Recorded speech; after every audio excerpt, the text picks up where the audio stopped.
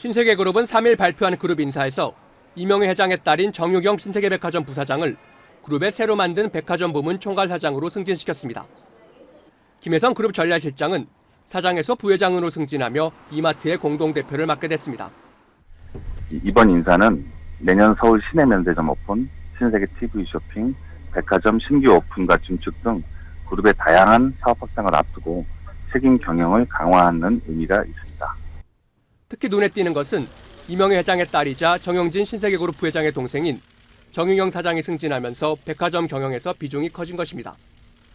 정유경 사장처럼 오노 3세 경영자의 약진은 유통업체들의 12월 인사에서 나타난 특징 중 하나입니다. 이건희 삼성전자 회장의 막내딸인 이서연 삼성물산 패션부문 사장은 그동안 패션부문 경영을 책임졌던 윤주아 사장이 사회공헌위원회로 옮기면서 삼성그룹의 패션 사업을 총괄하게 됐습니다. 서울 시내 면세점 사업권을 따낸 두사는 박용만 그룹 회장의 장남인 박서원 오리콘 부사장을 면세점 전략 담당 전무로 영입했습니다. 오너 3세들의 경영 전면에 나서며 유통기업들의 자존심 싸움은 더욱 불꽃을 튀길 전망입니다. 채널A 뉴스 한우신입니다.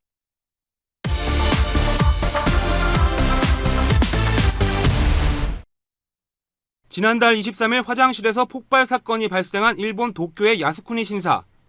이와 관련해 일부 일본 언론들은 폭발물을 설치한 용의자가 30살 안팎의 한국인 남성으로 드러났다고 보도했습니다.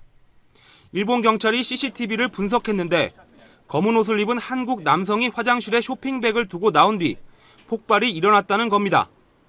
이 남성은 사건 직후 인근 호텔로 이동했고 일본 경찰이 뒤늦게 호텔을 덮쳤지만 용의자가 이미 한국으로 돌아간 뒤였다고 일본 언론은 전했습니다.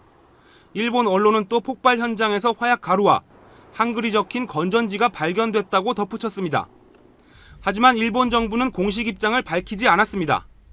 そういうことでありますので、詳細についてはコメントは控えたいというふうに思っています。 그러나 일본 경찰에 확인을 요청한 한국 경찰은 기사의 신뢰성이 낮은 것으로 보고 있습니다. 경찰 관계자는 일본 경시청에 따르면 용의자가 아직 특정되지 않았고 한국 경찰과 수사 공조 계획도 없는 상태라고 밝혔습니다. 또 왜 이런 기사가 나왔는지 당혹스럽다는 게 경시청의 공식 입장이라고 전했습니다. 자칫 외교 갈등이 될 수 있는 보도에 대해 우리 외교부는 신중한 반응을 보였습니다. 사건 피의자가 특정되지는 않은 것으로 알고 있습니다. 그렇기 때문에 아직은 일본 관계당국의 조사를 계속 지켜보는 게 순리라고 생각합니다. 외교부는 다만 용의자가 실제 한국인으로 밝혀지고 일본이 범죄인 인도 청구를 하면 관련 절차를 검토하겠다고 밝혔습니다. 채널A 뉴스 이윤상입니다.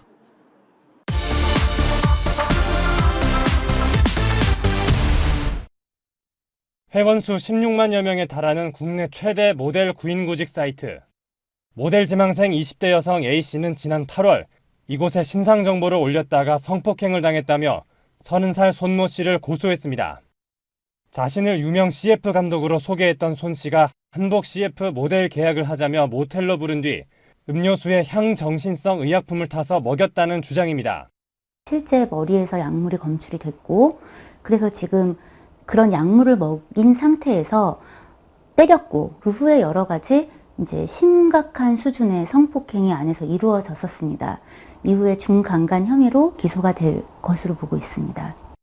A씨는 정신적 충격으로 심리치료까지 받고 있습니다.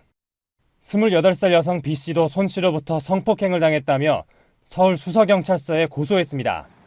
그러나 손 씨는 빌린 돈을 갚지 않은 사기 혐의로 600만 원의 벌금형만 선고받았습니다. 이런 식으로 피해를 당했다는 여성들이 잇따르고 있습니다.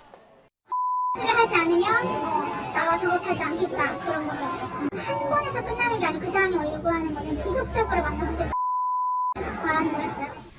피해자 가운데는 기혼 여성도 있었습니다. 남편한테 묻어봐야 3주 동안 떨어져 있을 수 있는지, 그리고 같이 이태리 갑시다 이렇게 문자가 와서. 피해를 호소하는 여성은 파악된 것만 10명에 가깝습니다. 손 씨는 경찰 조사에서 합의하에 성관계를 맺었다며 혐의를 부인했고 거짓말 탐지기 조사도 거부했습니다. 채널A 뉴스 배준우입니다.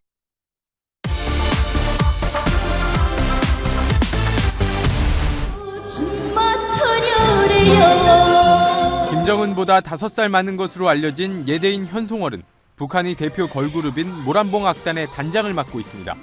온스님께서 제일로 사랑하시는 우리 군대와 인민을 위하여 예술 창작 창조의 불길을 더욱 세차게 지펴 올리겠습니다. 지난 10월 모란봉 악단이 당창건 70주년 기념 공연을 마치고 김정은과 함께 찍은 기념 사진입니다. 단장인 현송월의 모습이 보이지 않습니다. 모란봉 악단과 공훈국가 합창단 소속 단원 243명이 김정은의 특진 포상을 받는 행사에도 현송월은 등장하지 않았고 포상 명단에도 이름이 빠졌습니다.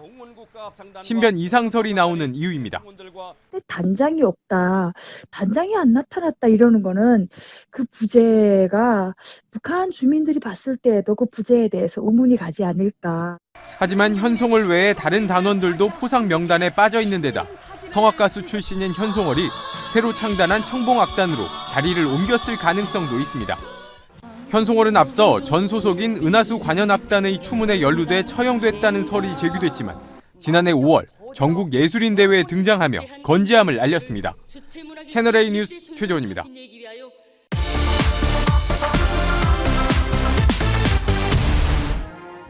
북한 금수산 태양궁전에는 김정일이 생전에 즐겨 탄 벤츠가 전시돼 있습니다.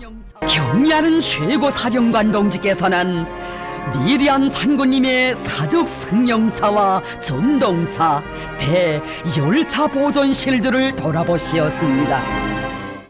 벤츠 사랑은 김정은에게도 되물림됐습니다. 지난 10월 신형 방탄 벤츠 차량을 새로 구입한 겁니다.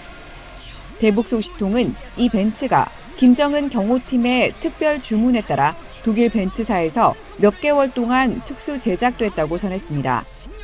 방탄 기능을 강화해 웬만한 포탄에는 견딜 수 있고 타이어가 펑크나도 시속 100km를 달릴 수 있도록 설계됐습니다.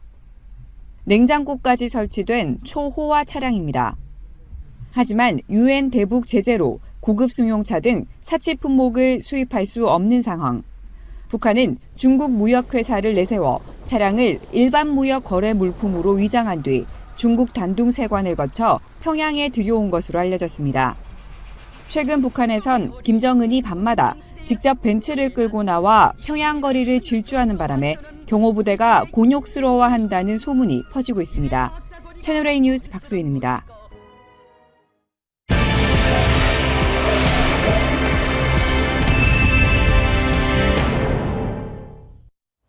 네, 글로벌 시장을 노리기 위한 한국 경제에 있어서 영어의 비중은 점점 높아지고 있습니다.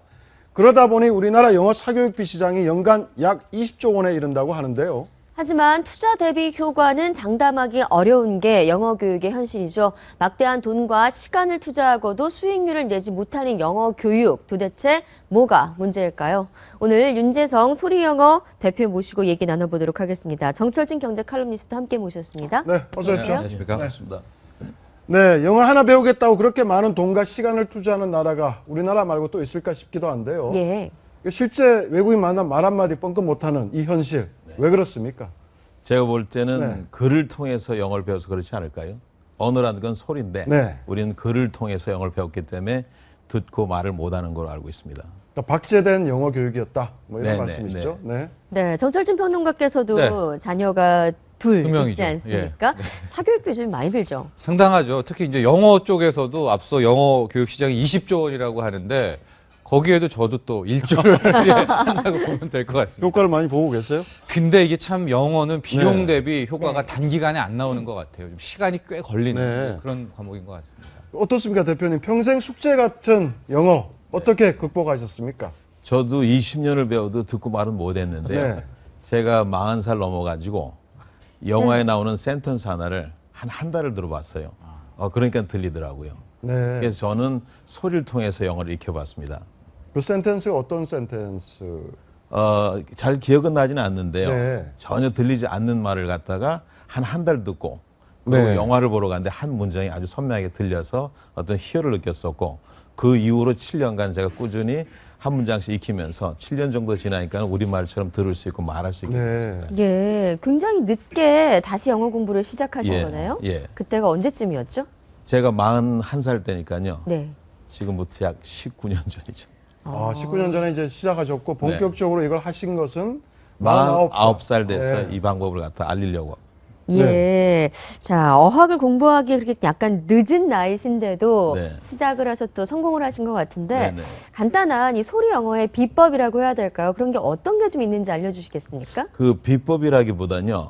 언어라는 건 글을 몰라도 소리를 통해서 익히죠. 네. 근데 문제는 우리나라 사람들이 영어 소리를 들었을 때 잘 들리지 않죠. 네. 그래서 제가 알게 되는 것은 왜 못 듣나 봤는데 그 차이는 액센트 때문에 그런 걸로 제가 알고 있어요. 네. 그래서 액센트를 넣고 소리를 내면은 네. 생각보다 훨씬 영어 소리가 선명하게 잘 들리게 됩니다. 네. 저희가 지금 옆에 판넬로 영어 공부에 대한 우리가 알고 있는 잘못된 상식이라고 좀 뽑아봤습니다. 자, 위에서부터 한번 좀 뜯어보도록 할게요. 네. 1번.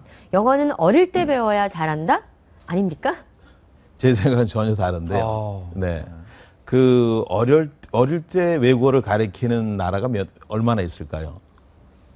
저는 없다고 네. 봅니다. 네. 대부분은 외국어를 배울 때 빠르면 중학교, 고등학교 아니면 대학교, 심지어 성인이 돼서 배우는 게 외국어죠.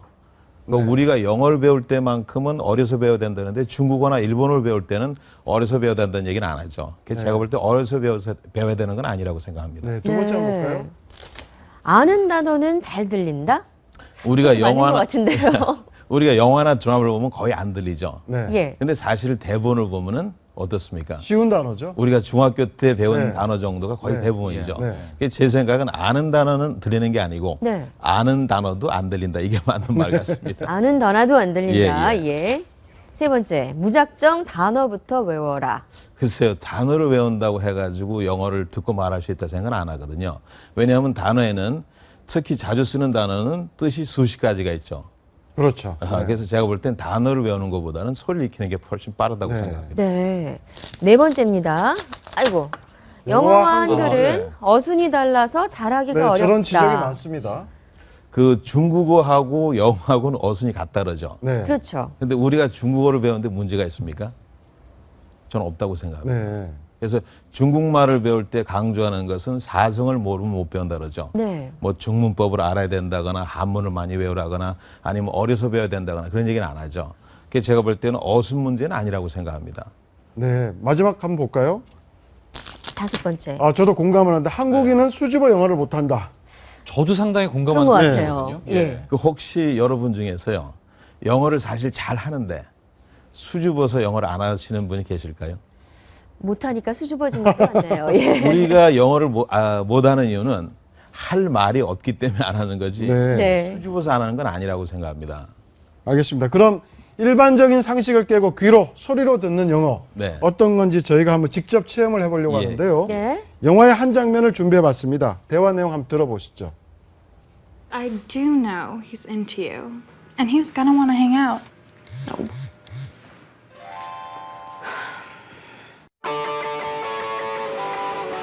Don't doubt me, Taylor. I am excellent at what I do.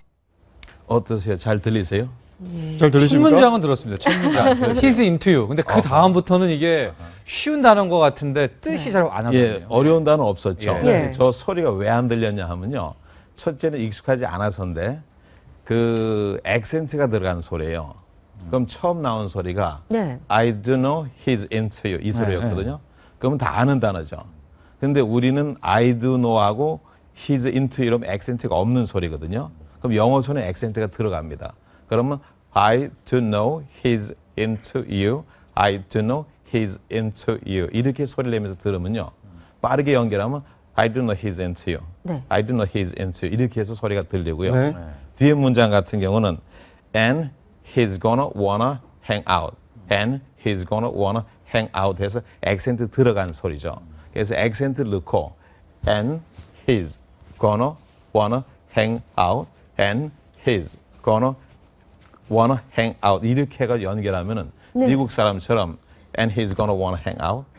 and he's 네. gonna wanna hang out 이렇게 소리가 나고요. 네. 그다음에 이제 그 다음 소리가 뭐냐면 don't doubt me, don't doubt me 이렇게 나죠. 네. 그래서 네. don't이 아니고 don't, doubt이 아니고 doubt, me가 아니고 me 이렇게 소리 내면요. Don't doubt me, don't doubt me 이래서 우리가 알고 있는 소리하고는 전혀 다른 게 영어 소리죠. 네. 그래서 그 말을 빠르게 연결하면 don't doubt me, don't doubt me 그 다음에 나온 소리가 Taylor 이름이 나왔고요. 예. 마지막에 나온 소리가 I am excellent at what I do 이렇게 소리가 났어요. 그러면 I don't 그 소리 낼 때요. I am excellent하고 I am excellent 소리는 다르죠. 네. 네. 액센트 들어간 소리라는 거죠. 그래서 한 번만 해보실래요? 해볼까요? 네. I am excellent. I am excellent. 소리 되게 좋으신데요. 네. I am excellent at I am excellent at what I do. what I do. 소리 굉장히 잘 내시는데. 그러고 들으면 소리가 진짜로 잘 들려요. 아, 내가 할 줄 아니까. 그럼요. 네. 액센트 들어간 소리를 내면 영어 소리가 잘 들린다는 거죠. 근데 개인적인 경험은 제가 미국에 갔을 때 처음에 before 있지 않습니까? 네. 뭐뭐 하기 전에 할 때 before. 네, 네. 그거를 처음에는 못 알아들었어요. 네. 미국 사람들은 before 이렇게 얘기를 하기 예, 때문에 예. 그 실제 우리가 배운 발음이랑 미국인들이 하는 발음은 틀리다는 걸 많이 깨달았는데 네네.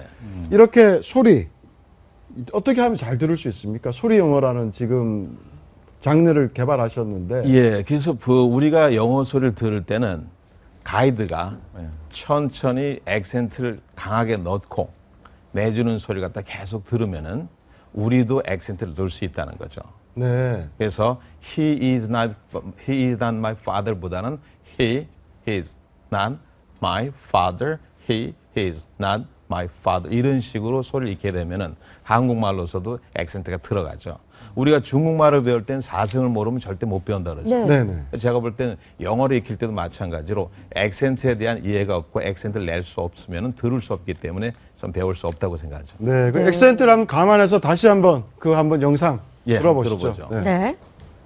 I do know he's into you, and he's gonna want to hang out.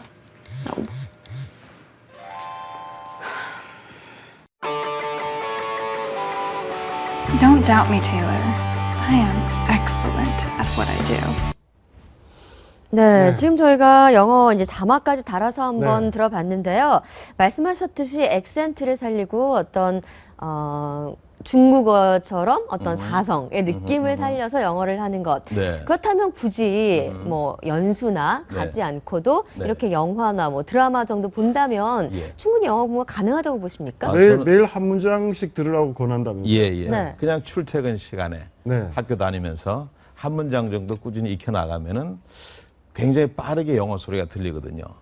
그래서 이렇게 상상을 해보시죠. 만약에 네. 한국 사람들이 영어 소리를 선명하게 들을 수만 있다면은 네. 사실은 원어민들이 하는 얘기가 대부분 알아듣는 말 아닐까요? 네. 그래서 새로운 단어를 외우고 표현을 외우는 것보다는 우선 하셔야 될 일이 액센트 들어간 소리를 자기가 체화시켜서 습관화시키면 영어 소리가 아주 선명하게 잘 그 얼마나 하면 됩니까? 사람마다 좀 네. 기간이 다르겠지만은 빠른 사람은 8개월 만에 되는 경우도 봤어요. 네. 그 55세 된 여자분인데 네. 영어를 전혀 듣고 말을 못 하셨는데 8개월 정도 하셔가지고 영국 가서 2달을 생활하는데 듣고 말하는데 전혀 지장이 없었다 그러더라고요. 대표님, 액센트는 좀 패턴이 있습니까? 그러니까 가령 한 20개 정도의 문장이다 이런 걸 좀 들으면 네. 그 액센트의 유형은 좀 체화될 수가 있어요. 얼마 전에 마스터하면? 얼마 전 어떤 분이 외대에서 영어를 전공하신 분인데 영어를 전혀 못 하셨대요. 그래서 제가 어떤 제 방송을 보고 저를 찾아오셔가지고 저한테 20문장을 가져갔거든요.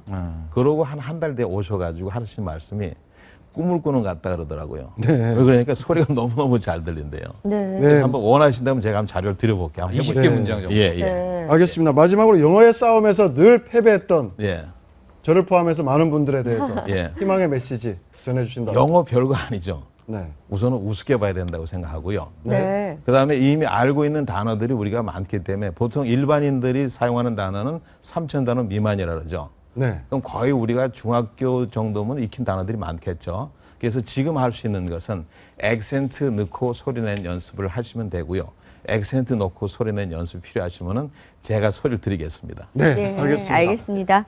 오늘 윤재성 소리영어 대표 모시고 말씀 들어봤습니다. 여기서 인사드릴게요. 감사합니다. 예, 감사합니다. 네. 예. 네, 다음 주제에 넘어가겠습니다. 지금은 신용이 곧 능력으로 평가받는 신용사회입니다. 그만큼 신용 등급 관리가 매우 중요한데요. 숨어있는 경제 이것만 해서 이번 달부터 달라지는 신용 등급 평가 기준 알려드립니다.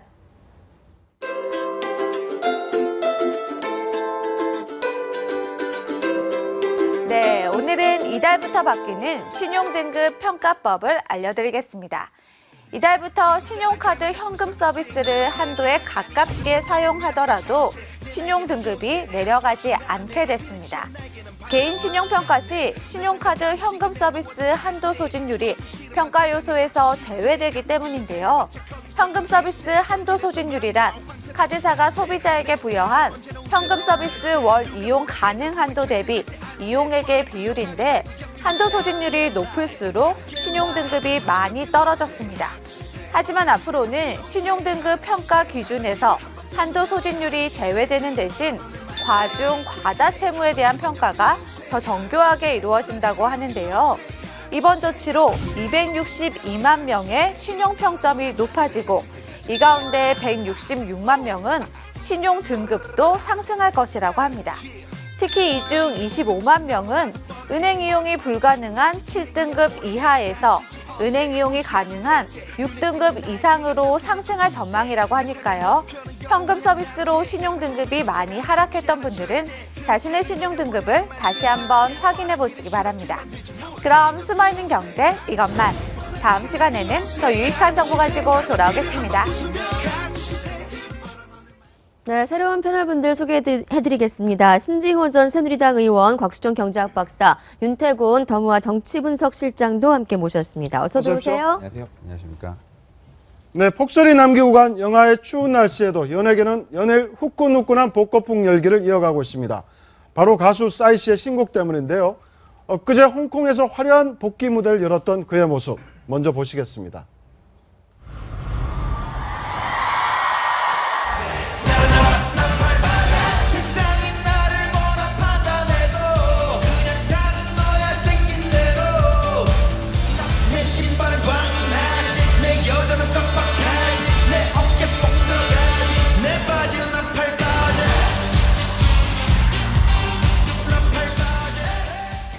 네, 그의 첫 복귀 무대 굉장히 화려했던 것 같은데 어디였습니까? 엊그제였었고요. 저것이 이제 홍콩 이제 아시아 월드 엑스포라는 곳인데요. 이제 마마라고 해서 아시안 월드 어워드.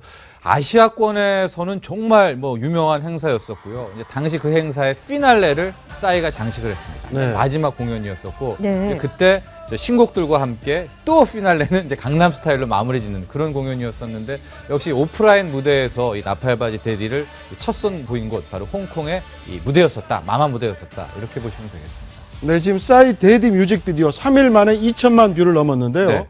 과거 강남 스타일 완전히 넘어섰다면서요? 속도로는 지금 압도하고 네. 있는 분위기고요. 이제 아시아권에서는 상당히 데디 같은 경우가 펼쳐지고 있는데 그 강남 스타일의 특징 중에 하나는 이게 넘어간 거 아니겠습니까? 유럽권, 이제 서구권으로 넘어갔는데 데디가 이제 그 넘어가는 그 단계에서 또 한 번의 시험대에 올랐다 이렇게 보면 될 것 같습니다. 네. 네, 해외 언론 연일 보도하면서 신곡에 주목을 네. 하는데 박 박사님 미국 생활 좀 오래 하시지 않았습니까? 왜 이렇게 인기가 있을까? 어떻게 분석 좀 하십니까? 제가 달라스에서 공항에서 비행기를 갈아타려고 하는데 여기서 많이 듣는 말이 나오더라고요. 네. 강남 스타일 노래가 나오더라고요.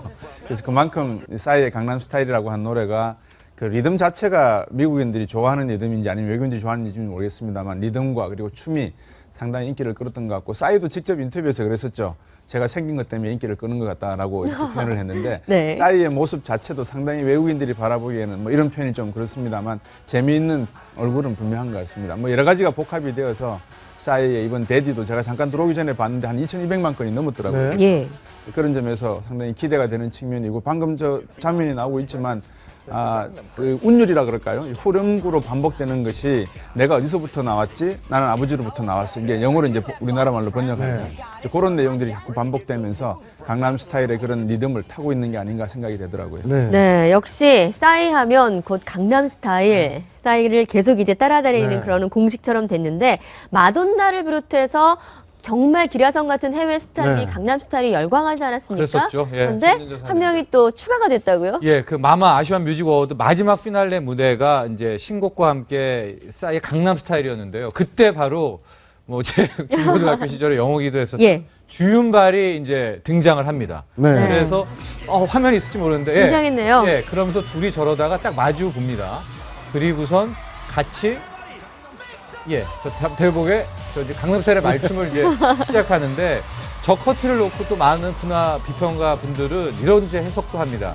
한때는 이제 홍콩의 열풍이 상당하지 않았습니까? 네, 홍콩 노화를 노화를 하고 했죠. 네. 80년대, 90년대까지 한국을 점령을 했었는데 이제는 또 이 20년 후에는 한국의 이 한류가 또 중화권, 아시아권으로 나가고 있지 않습니까? 그 양대 거성, 주윤발과 싸이가 맞들였다. 네. 이러면서 더 크게 봐서 이제 아시아권이 한번 세계로 잡아보자. 뭐 이런 의미도 같이 파악하고 있는 것 같습니다. 아마 지금 춤의 내용이 이제 말을 타는 장면이지 않습니까? 네, 말춤. 강남 스타일. 그러니까 미국도 로데오 경기가 상당히 인기가 있는 나라고요. 그다음에 몽골 가도 강남 스타일이 나옵니다. 그러니까 말을 즐겨하는 민족이면 어떻게 보면 강남 스타일을 상당히 저 춤이 자유롭게 나오기 때문에 많이 좋아하는 것 같고 리듬이 상당히 경쾌하지 않습니까? 그러다 보니까 강남 스타일과 함께 주윤발뿐만 아니라 미국 연예계 대부분 할리우드 스타들이 저 강남 스타일 춤 정도는 다 할 줄 아는 걸로 제가 알고 있습니다. 근데 저는 요즘 어린 친구들은 주윤발을 잘 모르지 않습니까? 네. 근데 저는 이제 주윤발도 거치고 싸이에도 거쳤는데 저 생방으로 이렇게 보는데 둘이 딱 쓰고 저 춤을 출 때 참 네. 묘한 감정이 그렇죠. 들더라고요. 네. 주윤발, 영웅 주윤발이 공식 석상에서 춤을 춘 게 처음이라고 합니다. 아. 네. 싸이가 그걸 밝혔는데 네. 주윤발이 처음으로 춤을 췄다. 저 인증샷 올리면서 글을 남겼죠. 네, 싸이가 아까 가면 주윤발한테 직접 다가가가지고 이렇게 말춤을 유도하는 장면이 있지 않았습니까? 싸이 또한 주윤발의 영웅 본색 보면서 자란 세대이기 때문에 그런 게 좀 감회가 새로워서 그러지 않았을까라는 생각이 좀 들어요. 그렇죠. 근데 주윤발이 전혀 안 늙더라고요. 마치 그때 그대로의 모습이 있어요. 예. 근데 지금 그동안 쭉 우리가 10년 가까이 한류 이렇게 확산되고 있는데 어떻습니까? 이 한류가 앞으로 더 확산될 가능성.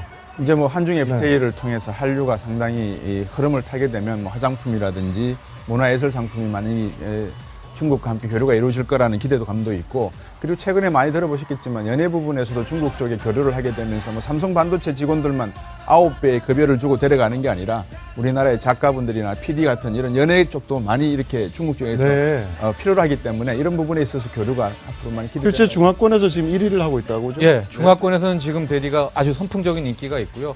이제 이 다음 단계까지 또 한 번의 세계를 제패하나 이제 관건입니다. 네. 다음 주제 넘어가도록 하겠습니다.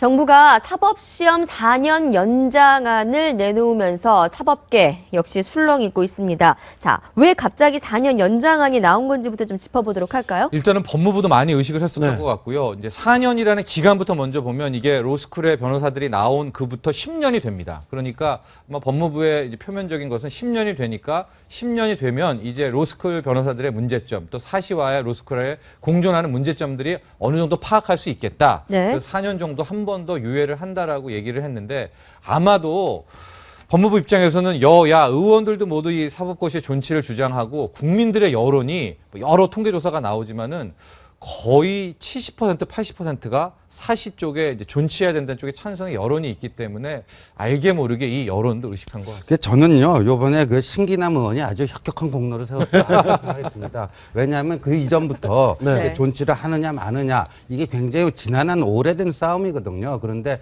요번에 거기다가 그냥 불을 확 붙이게 한 게. 아들, 딸이 모두 다 로스쿨에서. 네, 아들, 딸하고 이제 찾아가서 뭐 갑질하고 한 게, 뭐 딸, 또 이나대 로스쿨 그 의혹이 또 새롭게 불거졌거든요. 그렇죠. 그러니까 이게 뭐 현대판 음소제 아니냐 해가지고, 아주 결정적인 기여를 한 것 같습니다. 또 사회적으로 계급 사다리가 무너졌다 이런 지적도 그렇죠. 이어졌잖아요. 그런데 이제 로스쿨을 다니는 쪽에서는 이제 로스쿨이 장학금 제도가 훨씬 더 많고 고시 낭인의 이제 폐해를 줄일 수 있다 이런 반론도 있는데요. 전 이런 것 같습니다. 이게 2013년에 폐지될 건데 원래 4년이 유예된 거거든요. 네. 어제 법무부의 이제 발언을 보면은 존치라고 하지 않고 폐지 유예라는 단어를 썼습니다. 내용은 같지만은 이제 의미가 좀 다른데 또 대법원에서는 여기에 대해서 성급한 결정이다라고 좀 비판하는 성명을 냈고요. 이런 점이 있는 것 같습니다. 로스쿨을 이제 진행을 한다는 것은 정치권이라든지 전문가들의 사회적 합의였었거든요. 사법고시를 폐지한다는 게. 근데 이제 로스쿨에 많은 흠결이 드러났죠, 지금. 근데 이 로스쿨의 흠결이 드러난 것을 사시 존치로 해결하는 것이 맞느냐, 로스쿨 자체에 이제 좀 메스를 대가지고 좀 수술을 해서 이제 좋게 바꾸는 게 맞느냐, 이건 계속 좀 충돌이 있을 것 같습니다. 네, 실제 법무부 결정에 사법시험 옹호파와 로스쿨 학생들 양측 모두 반발하고 있습니다. 각각의 입장 한번 들어보시겠습니다. 학생 입장에서 정부를 상대로 이런 유감스러운 입장을 표명하기 위한 방법을 고심하다가 학생의 차원에서 법무부에서 주관하는 수업을 보이콧하는 것을 결정을 했고요. 국민 대다수의 뜻과 달리 사법시험을 한시적으로 조치하기로 한 결정은 정부가 그 책임을 회피하기 위해서 그 결정을 4년간 미룬 것에 불과합니다. 네, 당장 직접적인 당사자인 로스쿨 학생들이 강하게 반발을 네. 하고 나섰습니다. 서울대 로스쿨생들 수업과 시험 거부를 결의했고요. 이것이 앞으로 25개 로스쿨까지 모두 다 확산이 될 것 같다라는 분위기인데 예. 어떻게 되겠습니까? 6천 명 가량이 지금 예. 자퇴서를 제출한다는 얘기도 있습니다. 일단은 네. 그 확정된 곳은 서울대 로스쿨입니다. 네. 서울대 로스쿨이 이제 350명 중에서 292명이 이 자퇴하겠다라고 해서 일단은 의결까지 거친 상태고요. 서울대 로스쿨이 이제 치고 나가면서 지방까지도 퍼져나가고 있는 분위기인데 이게 더 관심인 것은 로스쿨 쪽에서도 반발을 하지만은 사법고시, 이 사법시험의 존치로자들도 또 반발을 합니다. 이걸 4년간 그러면 또 시간 끌기 전략 아니냐. 이쯤에서는 이 결판을 내줘야 지금 신림동에서 사시 공부하는 이분들도 또 애가 타거든요. 그렇죠. 어느 정도 명확한 자세를 보여줬어야 되는데 법무부가 이 눈치 저 눈치 보면서 뭐 4년 정도의 시간을 번 것에 이제 불과하다 이러면서 뭐 로스쿨 쪽 또 사시 존치론 쪽 모두에서 비판을 받고. 근데 이게 독일에서 1971년에 도입이 되었다가 84년에 폐지가 됐습니다. 13년 만에. 로스쿨이요? 로스쿨이. 그렇군요. 폐지된 이유는 첫째 경비가 너무 많이 든다. 두 번째 로스쿨을 사용하다 보니까 법적인 적용이 대륙법을 따르니까 네. 판례보다도 대륙법 관계다 보니까 법의 어떤 상하 관계라든지 여러 가지 복합적인 관계를 잘 이해하지 못하더라. 그래서 사법고시를 통과한 변호사들로부터 로스쿨 변호사들이 오히려 역소송을 당하는 일이 많이 발생했습니다. 그러다 네. 보니까 이제 독일은 폐지를 했는데 이 법학 전문대학의 이 입학 과정을 직접 경험해 보신 분들은 아마 이해를 하실 겁니다. 1차, 2차, 3차가 있는데요. 1차 시험에서 3가지가 반영하게 되어 있는데 이건 교육부에서 관할하게 되어 있습니다만 별로 영향이 없습니다. 네. 사실 면접 점수가 큰 점수를 차지하는데 네. 이 면접 점수에서 점수를 확정하기 위해서 신기남 의원이나 이런 분들이 소위 압력 같은 압력을 넣는 거죠. 우리 아들 좀 잘 봐달라. 누구 교수를 알지 않느냐. 이제 이런 식으로 가다 보니까 아마 선발 과정에 있어서 이런 불합리성 그리고 이제 이 6년이라고 하는 교육 과정, 그러니까 뭐 학부 과정 4년에다가 이 과정 3년 정도 이렇게 하다 보니까 비용이 상당히 많이 든다. 이런 측면에서 아마 반대하는 분들은 계시는 것 같고요. 로스쿨을 지지하는 분들은 법적인 제도를 갖다가 좀 더 자유롭고 유연하게 하기 위해서는 사법고시보다도 로스쿨 제도가 근데 최근 유독 정치인들 자녀분들 예, 많죠. 이름 많았잖아요. 예, 특히 네. 이제 정치인 자녀 네. 관련해 갖고 뭐 이제 로스쿨 얘기들이 많이 나오는데 이게 애시당초 처음에 논의가 시작된 건 YS 정부 때였어요. 네. 그때. 그러면서 로스쿨 얘기가 나왔는데 당시 이제 변호사 그쪽에서 엄청나게 세게 반발을 해가지고 보류가 됐던 게 이제 노무현 정부에서 다시 살아나서 입법화가 된 거는 이제 이명박 정부 때 됐습니다. 근데 로스쿨 도입의 애초에 취지는 뭐였냐면은 법률 소비자들이 보다 다양한 법률 서비스를 받을 수 있도록 그 법률 시장을 그렇게 한번 바꿔보자. 네. 왜냐하면 변호사의 문턱이 너무 높았고요. 네. 또 비용 또한 너무 높았기 때문에 원래는 그런 취지에서 이제 도입이 된 건데 지금 나타나는 문제는 뭐냐? 그 뭐 로스쿨 가면 연간 지금 학비만 해도 2천만 원 아닙니까? 물론 네. 다양한 장학금 제도가 있다고 하지만 결국은 부모의 어떤 경제적, 사회적 지위에 따른 그런 것들이 많이 반영되는 네. 거 아니냐. 그냥 그 있는 집 아이들만 로스쿨 가게 되면은 결국 그 애들이 나온 애들이 또 변호사가 돼가지고 이제 개천에서 용나던 시대가 이렇게 되면 구조적으로 제도적으로 힘들어지는 거 아니냐. 네. 그것 때문에 그런 거예요. 그러니까 그 부분을 정확히 좀 정부가 좀 조사를 해서 대안을 좀 내놨으면 합니다. 네, 사법시험 존치냐 폐지냐 변호사들 네. 못지않게 지금 굉장히 변호사들 진영 대립을 하고 있는데 이 변호사들 못지않게 진영 대립이 예상되는 민중 총궐기 집회가 바로 내일로 그렇죠. 예정이 돼 있죠. 네. 그런데 경찰이 불허한 2차 민중 총궐기 집회를 법원이 허용해서 좀 논란이 되고 있어요. 어떻게 된 거죠? 예, 법원에서 이거를 이제 금지 통고를 했잖아요. 예, 경찰에서 금지 통고를 했는데 법원에서 금지 통고가 잘못됐다. 뒤엎었죠. 예, 가처분 신청 낸 거를 이제 인용을 했어요. 근데 법원에서 이제 경찰에서 할 때는요. 네. 집시법 5조에 보면요. 어떤 집단적인 폭행이나 뭐 협박, 방화 이런 공공질서에 현저한 위협이 끼칠 것이 명백한 집회는 금지를 할 수 있게 돼 있습니다. 근데 11월 14일 집회가 그러지 않았습니까? 네. 그렇기 때문에 이제 금지를 한 건데 어제 이제 행정법원에서는요. 1차 그때 폭력 집회 단체와 요번에 단체가 반드시 동일한 단체가 아니고 또 폭력 집회가 된다고 확신할 수 없다. 네. 이런 이유로 이제 그 가처분 신청을 인용을 해서 사실상 그 집회를 할 수 있게 됐거든요. 근데 저 이거 그 어떤 판사분이 이런 판단을 내렸는지 모르겠는데, 근데 이번 토요일 날 폭력 집회가 일어나면은 이 판사분이 책임질 거예요. 그걸로 인한 어떤 사회적 경제적 피해를 이 판사분이 책임질 수 있을런지, 그 확신을 할 수 있는 어떠한 정보를 가지고 이런 판단을 내렸는지 지금 많은 사람들이 좀 의아해합니다. 근데 집회를 금지하는 게 또 위헌이다 이런 주장도 꽤 있지 않습니까? 기본적으로 네. 우리 집회는 허가제가 아니라 신고제입니다. 네. 그리고 아주 이제 예외적인 상황에서만 금지할 수 있는 것이고, 그렇기 때문에 서울행정법원에서는 확신이 없다, 가능성만 가지고 금지하는 것은 과잉 원칙에 위배된다라고 해서 이게 판결을 내린 거고요. 그리고 이제 뭐 누가 책임을 지겠냐라고 신 의원님께서 말씀하셨지만은, 폭력 사태가 발발하면 폭력을 저지른 사람들이 1차적으로 책임을 지는 거지, 이 자유민주 사회에서 이런 표현의 자유를 열어주는 사람들이 거기에 대해서 책임을 질 필요는 없다는 게 제 생각이고요. 네네. 그리고 이번에는 뭐 주최 측이라든지 야당이라든지 종교계에서도 다 이제 평화적 시위를 담보하고 있기 때문에, 만약에 불상사가 일어나면은 그 주최 측에 뭐 엄청난 비난이 가지 않겠습니까? 그런데 책임져야죠. 지난번 이제 경찰에 민노총 압수수색했는데 각종 폭력 시위 도구 물품들이 다 발견되지 않았습니까? 근데 그 민노총이 사실상 또 여기 주도하는 집회인데, 그거는 뭐 이제 이 법원의 판단을 일단 존중을 해야 되겠습니다만, 그리고 이 우리 그 집회가 신고제는 이제 허가제는 아니에요. 허가제는 아니지만 이 집시법 5조에 따라서 금지할 수 있다라는 것도 분명한 이게 헌법과 그 법률의 틀 안에서 이루어지는 거지. 그 집회를 금지하는 게 뭐 위헌이다, 그거 안 그래요. 헌법 37조 2항 보면요, 이게 다 금지할 수 있게 돼 있습니다. 1963년 8월 23일인가요? 28일인가? 제가 날짜는 정하지 않는데, 마틴 루터 킹 목사가 워싱턴 대행진을 할 때 차벽은 없었습니다. 네. 그러니까 이제 이런 집회 내용을 이야기하면서 차벽이 문제였기 때문에 우리가 할 수 없이 뭐 폭력 아닌 폭력을 행사했다는 게 저쪽의 주장이고요. 또 경찰 측의 주장은 폭력을 미리 준비하고 있었기 때문에 우리가 차벽을 설치했다는 것 같습니다. 제가 볼 땐 국가가 발전하고 민주주의가 발전해 나가려면은 적어도 서로가 어떤 가지고 있는 문제점에 대해서 존중해 주는 부분이 필요할 것 같거든요. 네. 역설적인 표현입니다만, 이 부분이 만약에 이번 집회를 하는 데 있어서 또 폭력을 행사한다 그러면, 차벽이 없는 상태에서 한다 그러면, 저는 이번 폭력을 주도하는 쪽에서는 어떤 변명의 여지가 없다고 생각합니다. 그래서 네. 그런 빌미를 주는 내용들은 아예 정부에서 걷어주시는 게 당연하지 않나 생각이 듭니다. 네, 경찰은 불법 폭력 시위 엄정 대처하겠다고 강조를 하고 있고요. 검찰도 복면을 쓴 경우에 정식 재판에 회부하겠다라고 강하게 방침을 정하고 있습니다. 그런가 하면 시위대에 읍수하던 할머니의 모습도 화제가 되고 있는데요. 지난 2일에 있었던 부산 가면 집회 현장에서 포착된 장면이라고 합니다. 함께 보시죠.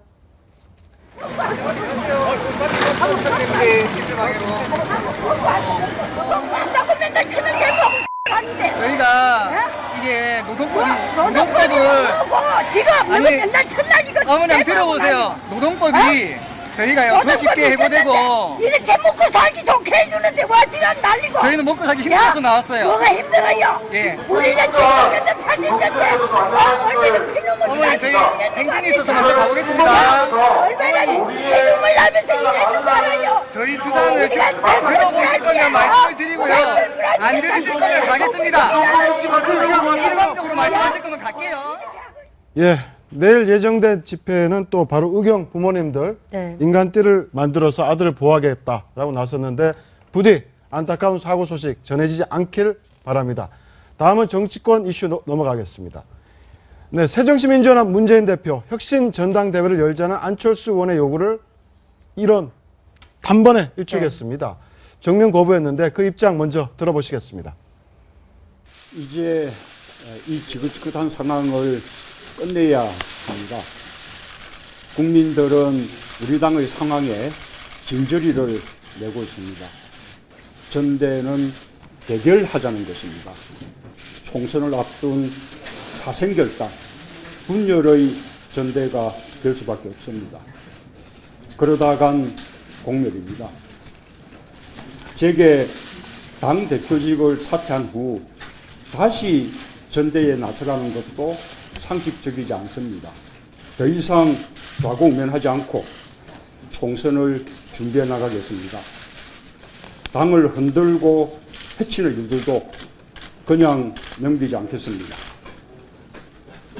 당의 화합을 위해서 용인해야 할 경계를 분명히 하고, 네, 문재인 대표의 대답은 노였습니다. 더 이상 좌고우면하지 않고 총선을 준비해 나가겠다였는데 문 대표의 이런 초강수 어떻게 보셨습니까? 그러니까 이거 뭐 이렇게까지 뭐 세게 또 빠른 시일 내에 이게 전면 거부 아닙니까? 그럼 사실상 지금 문재인 대표와 안철수 의원 루비콘강을 건넌 거 아닙니까? 저는 건넌 것 같아요. 그리고 네. 어저께 보니까 뭐 안철수 전 대표의 요구가 상식적이지 않다. 그러면요, 상대편한테 당신은 뭘 상식이야? 이런 얘기 들으면 뭐 어떻게 그걸 같이 할 수 있겠어요? 이제는 루비콘강을 건널 수밖에 없는데 제가 봤을 때는 저 타이밍이 굉장히 좀 예상보다 빨랐던 것 같은데 아마도 저 최근에 이제 신기남 의원 그 아들, 딸 로스쿨 갑질한 거라든가 노영민 최측근이었던 노영민 의원이 이제 의원실에 카드 단말기 갖다 놓고 이제 긁은 거 뭐 이런 것들이 이제 문재인 대표의 리더십에 더 큰 상처를 주면서 시간을 끌어봤자 본인만 더 이렇게 망가진다 이런 생각을 들고 판단을 하고 저렇게 이제 조기에 초강수를 들고 나온 것 같습니다. 어떻습니까? 과연 지금 문안박 연대 없이 문재인 대표 홀로 서기 가능할 것으로 보세요? 이게 한 3가지 정도 근거가 있는 것 같습니다. 문재인 대표가 저렇게 이제 강하게 나간 데는 첫 번째는 이제 야권 지지자들이라든지 중도층에서 뭐 누가 옳고 그러냐에 떠나가지고 여기는 집안 싸움이 너무 심하다, 좀 기강이 서야 된다 이런 여론이 사실 팽배해 있는 게 있거든요. 지겹다는 그 부분에 대해서 이제 좀 강한 리더십을 보이는 것 자체가 이제 좀 소구력이 있을 수 있다 이렇게 판단을 한 것 같고, 두 번째는 안철수 의원을 비롯해서 비주류 의원들 중에 특히 이제 수도권의 의원들은 탈당을 못할 것이다. 이런 판단을 한 것 같습니다. 호남과 별개로 수도권에서는 또 이제 공천 작업이 진행되고 수도권에서는 또 이른바 이제 친노의 지분도 상당하기 때문에 그걸 거슬러 가지고 탈당할 경우에는 수도권 의원들은 생환을 장담할 수 없기 때문에 또 이제 공천 작업이 시작이 되고 당이 굴러가면은 좀 잡음은 있겠지만 따라올 수밖에 없다. 이런 자신감을 가진 것 같고, 세 번째로는 좀 호남하고의 단절은 각오를 한 것 같습니다. 호남에서 상처를 입는 것을 각오한다. 대신에 근데 호남 지역은 어차피 대선 때가 되면 다시 돌아와서 뭉칠 수밖에 없다. 이런 3가지 판단인 것 같은데, 모르겠습니다. 이게 이제 계획이나 기대처럼 될지는 좀 두고 봐야 될 것 같고, 특히 이제 3번째 이제 호남의 상처를 감수하겠다라는 부분은 호남이 호남으로만 단절되는 게 아니라 결국 수도권에 영향을 미치게 되는 것이고, 신당 세력들이 또 이제 수도권에 독자 출마를 할 수 있는 길을 열어주는 면이 있거든요. 어제 이야기 같은 경우에는. 그래서 이제 좀 어려움이 있을 것 같습니다. 윤태곤 실장께서 방금 말씀하신 것 중에 3번째에 대해서 동감을 하면서도 약간 좀 의견이 다른 게 마지막 부분을 말씀해 주셨어요. 호남과의 선긋기다. 예, 선긋기다. 분명히 선긋기인 것처럼 보일 수는 있지만 서울 수도권 부분에서는 호남 쪽에 영향력이 어느 정도 있기 때문에 이 부분은 조금 뒤에서 말씀하신 부분이 더 맞지 않나 생각이 들고요. 글쎄요, 문재인 대표의 이번 그 응대에 대해서 어떤 면에서 놓고 보면 상당히 좀 비겁한 측면이 있는 것 같습니다. 유시민 의원 전 의원이 5%밖에 안 됐을 때 나는 의원직을 나왔다. 그러니까 대권 주자에 내 이름도 넣지 말라고 부탁을 했었다라는 이야기거든요. 그러니까 다시 말하면 안 의원의 어떤 위상이 옛날 같지 못하기 때문에 내가 더 이상 당신을 대우해 줄 필요가 있겠느냐라는 것이 이 뜻에 아마 담아있지 않느냐. 근데 문 대표 자체가 수없이 발표했던 기득권을 내려놓겠다고 하는 내용과 지금 전혀 맞지 않는 내용이기 때문에 이 부분만큼은 문 대표의 그 비겁성, 이게 어느 정도 부각될 수도 있는 측면인 것 같습니다. 네, 문 대표의 초강수에 대해서 안철수 의원 당의 앞날이 걱정이다라면서 당장 우려를 표현했는데요. 그 전에 SNS에 이런 글을 남겼습니다. 문 대표 주위에 눈과 귀를 막고 호가호위하는 사람들이 있다. 혁신의 대상들이 혁신을 가로막고 있다라는 얘기를 했는데 이거 어떤 의미가 좀 있는 겁니까? 저희들이 버든 오브 프루프라 그러거든요. 무엇인가를 추정했을 때는 반드시 충분한 증거 자료가 제가 돼야 될 필요가 있습니다. 많은 분들이 정치 쪽에 계시는 분들 말씀이 그렇더라고요. 문재인 쪽에서 소위 말해서 이 뭐라 그럴까요? 비선 라인이라 그러나요? 이런 쪽 분들이 계신다는 이야기들이 나오고 또 어떤 분들이 영향력을 행사하고 있다는 이야기들이 나오고 있습니다. 그래서 그런 측면을 아마 안 의원이 부각한 것 같고, 서로가 양초라 그러더라고요, 요새. 두 사람의 초선 의원들이 당을 어떻게 지금 휘젓고 다닌다라는 그런 비판적인 시각이 간 부분이 있기 때문에 문재인 대표가 대표적인 어떤 리더십을 보이기에는 이미 선을 넘었지 않나라는 생각이 들고요. 아마 이 뒷배경에서 웃고 있는 사람, 호가호식하는 사람 중에서 또 다른 사람이 아마 지자체 시장과 또 도지사 한 분이 계시지 않을까 하는 그 생각도 들어봤습니다. 어떻습니까? 결국은 이제 안철수 의원의 행보가 이제 결국은 주목이 되는데 탈당 그리고 분당 예. 가능성 어떻게 보세요? 저는 뭐 이미 저렇게까지 됐는데 뭐 안 하면 이상하죠. 그러니까 또 이제 또 철수한다 이렇게뿐이 안 되는 거고요. 근데 다만 이제 어느 정도의 파괴력을 가지고 이제 문재인 야당하고 안철수 야당 이렇게 경쟁하면서 누가 더 국민의 마음을 얻어갖고 제1야당이 되느냐 아주 현실적으로 이제 그 게임이 돼버린 것 같아요. 그런데 안철수 전 대표가 이제 새정치민주연합에 어느 정도의 사람들을 규합해갖고 새로운 정치적 실험을 할 수 있을런지 그 과정에서 이제 밖에 나가 있던 뭐 천정배, 박주선 뭐 이런 분들이 함께 할 거는 같아요. 네. 그리고 그게 이제 뭐 각종 여론조사라든가 이렇게 보면요 이제 나타날 거예요. 이게 저는 이제 분당은 필연적이다 이런 생각이 들어요. 박주선 의원도 지금 얘기를 하고 있죠. 안 전 대표가 꿈꾸는 새정치연합 안에서는 구현하기 힘들다. 나와라. 그러니까 이제 복수 야당으로 네. 이제 총선을 치를 수밖에 없죠. 그 경제학에서 재수의 딜레마라는 거 잘 알고 계실 겁니다. 두 사람의 재수가 붙잡혔을 때 둘이가 말하지 않는 것이 가장 형벌이 작음에도 불구하고 두 사람 다 그냥 자백을 함으로 해서 어느 정도 중간 단계의 형벌을 산다는 거거든요. 이번에 두 양초 의원들께서 하는 행동을 보면 재수의 딜레마 게임을 놓고 사실은 둘 다 그냥 자백을 해버리는 결과를 가져와 놓은 상태인 것 같습니다. 이제 그 점에서 좀 재밌는 것 같습니다. 네, 앞서 예산안 처리가 있었는데 바로 3일 어제 새벽에 여야의 다른 모습이 좀 잡혔다고 합니다. 그 여당은 친박과 비박이 함께 감자탕집에 모여서 뒤풀이를 가졌고 야당 실내 포장마차죠. 네. 비주류만 모였다고 하는데 그래서 그 사진들이 또 얘기가 돌고 있어요. 근데 저 감자탕집 모습은요, 원래 저 새누리당이 연말에 예산안 처리되면요. 그때, 무조건 가는 데입니까? 네, 그때 뭐 거의 저것도 이제 법정 시간을 48분 넘겨갖고 12시 48분에 통과가 되고, 그러니까 1시 넘은 시간이에요. 근데 원래 그 시간 되면요, 약간 출출하기도 하고 예산안 통과돼갖고 홀가분하기도 하고, 그래서 저 시간 되는 사람 어디로 모이자 해갖고 모여요. 그래서 저기서도 이렇게 감자탕 먹고 그러는데. 저는 저 장면 보면서 TK와 경북 지역에 5천억 예산이 SOC 사업으로 배정이 되고 호남 지역에 1,000억이 배정된 걸 갖다가 이쪽은 실내 포장마차고 저건 감자탕집. 약간 의미는 다르지만 그런 의미로도 한번 지켜봤습니다. 네, 굉장히 재미난 지적이네요. 여야를 보면 이제 야당이 이제 비주류만 실내 포차에 모였다에 나와 있는데 비주류가 결국 원내 지도부를 이야기하는 겁니다. 그 야당 같은 경우에 이제 엊그제 이 협상 결과를 두고 5시간 동안 마라톤 의총이 벌어지면서 좀 범주류 쪽 의원들이 원내 지도부를 강하게 질타하는 모습을 보였다고 합니다. 그게 결국은 어제 문재인 대표의 기자회견에도 영향력을 미쳤다. 당내 여론이 비주류에 별로 좋지 않다는 걸 보고 더 강하게 나갔다 이런 분석도 있습니다. 문재인 대표가 반대표를 던졌죠. 예산에 대해서. 반대표를 던졌죠. 저게 아까 당 원내대표와 비주류들이 모였다고 하는데 아마 문재인 대표 이름이 또 거론됐을 게 분명한 거예요. 그러니까 요번 그 예산안하고요, 5개 법안 이제 주고받고 처리한 거 보면요, 평가를 해보면 새누리당이 심판 전원일체 판정승을 거둔 거거든요. 그러니까 왜냐하면 국회 선진화법의 역설, 그거를, 그러니까 이 일에는 무조건 여야 합의가 예산안 안 되면은 정부가 제출한 원안이 통과되게 돼 있기 때문에 우리 야당 의원들도 자기 지역구 민원 예산 끼워 넣어야 되지 않겠습니까? 그러니까 그 약점을 이용해갖고 야당을 잘 엮어 넣은 거고, 또 야당이 요새 여러 가지 문제로 인해갖고 내부에서 어떤 단일 대우를 형성하지 못하니까 그것까지 작용해서 어떻게 보면 이제 야당 입장에서는 거의 건진 거 없는 그런 결과를 낸 거 아닙니까? 저도 이종걸 원내대표를 제가 좀 변호를 하자면은 이번에 5개 쟁점 병화 중에서 이제 경제가 한 3개 정도 있거든요. 예, 관광진흥법 있었고 의료지원법 있었고 이제 남항유업법 정도 있었는데 상당 부분 많이 쳐냈습니다. 이제 의료지원법 같은 경우에도 이 뭐 핵심되는 뭐 보험회사의 개입이라든가 이런 부분들을 이제 이종걸 원내대표가 많이 어쨌든 개입을 해서 할 만큼 한 것 같은데. 이제 본진에서는 이런 이종걸 원내대표의 노력들이 상당히 뭐 성에 차지 않는 뭐 그런 모습을 보여준 것 같습니다. 이제 뭐 예산안 통과됐겠다. 박근혜 대통령 돌아오면 또 개각이 분명히 있겠죠. 예, 그래서 이른바 이제 마음의 콩밭에 가 있는 콩밭 장관들 좀 여러 명 있지 않습니까? 이 사람들 아마 이제 여의도로 돌려보내는 개각이 있을 것 같습니다. 네, 알겠습니다. 지금까지 정치권 소식 짚어봤습니다.